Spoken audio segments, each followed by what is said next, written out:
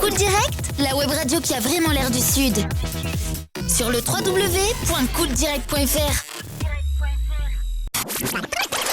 Radio Cool Direct en Occitanie et Nouvelle-Aquitaine.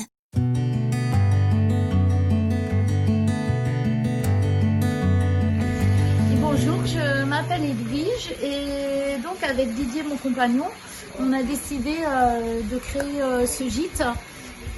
En fait, en 2013, quand il a acheté ses terres, donc à Frégimont, au lieu-dit Blanchard, il y avait cette vieille bâtisse qui était une grange.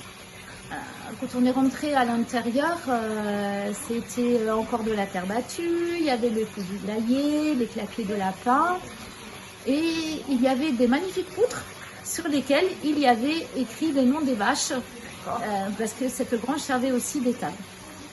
Donc c'est pour ça d'ailleurs qu'on a appelé notre grange la grange de Mimosa et Fleurette. Notre gîte, la grange de Mimosa et Fleurette. Donc ça c'est la finalité du projet, mais c'est vrai que quand Didier a acheté ses terres, il savait qu'il en ferait quelque chose, mais il ne savait pas quoi. Il avait vraiment envie de valoriser cette magnifique demeure, dont la première partie est du XIIIe siècle, la deuxième partie est du XVIe siècle.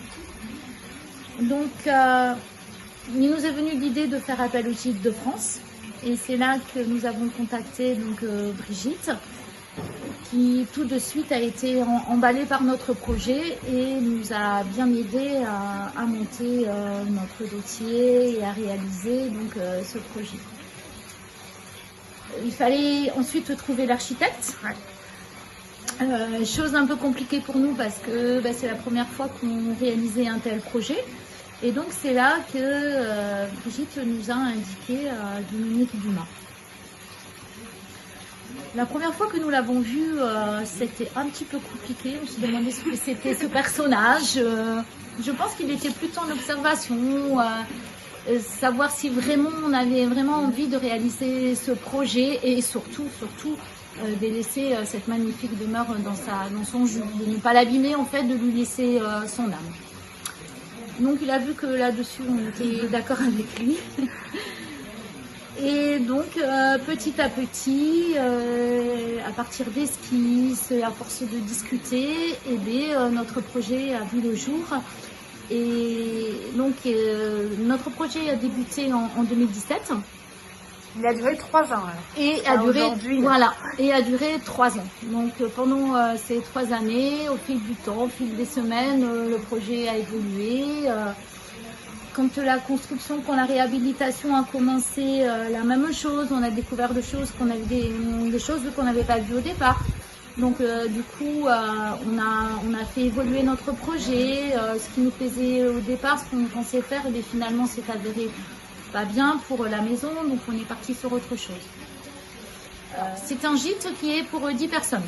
Donc nous avons fait 5 chambres avec 3 salles de bain et 3 toilettes. Voilà. Et après, donc, nous avons fait un agrandissement parce que la maison par elle-même était assez grande, mais il manquait la partie cuisine. C'est vrai qu'on a fait en sorte que les personnes handicapées en fauteuil roulant puissent être accueillies, mais c'est aussi une suite. Voilà. D'accord. Donc, et puis ça peut être aussi des personnes âgées qui ne peuvent pas monter les étages. Bien sûr, donc, exactement. Voilà. On a voulu vraiment faire un gîte où toute personne, ou tout milieu social confondu, tous les gens qui viennent nous voir se sentent comme chez eux, se sentent bien, voilà. Également avec une piscine privative qu'on a juste derrière voilà, nous. Donc ça aussi c'est quand même c'est magnifique, c'est quand on rentre, voilà. C'est vraiment sublime. Voilà, oui, parce qu'en fait on n'a pas voulu faire une piscine traditionnelle, mais plutôt un bassin de nage. En fait, cette piscine a été posée comme une décoration, comme un plus par rapport à la maison. Bien réussi. Voilà.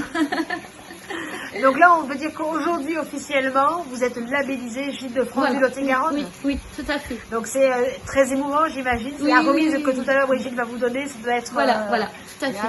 Oui, c'est un peu notre récompense. C'est vrai qu'on y a mis tout notre amour, toute notre âme. Donc voilà. Donc on est assez fiers de la réussite.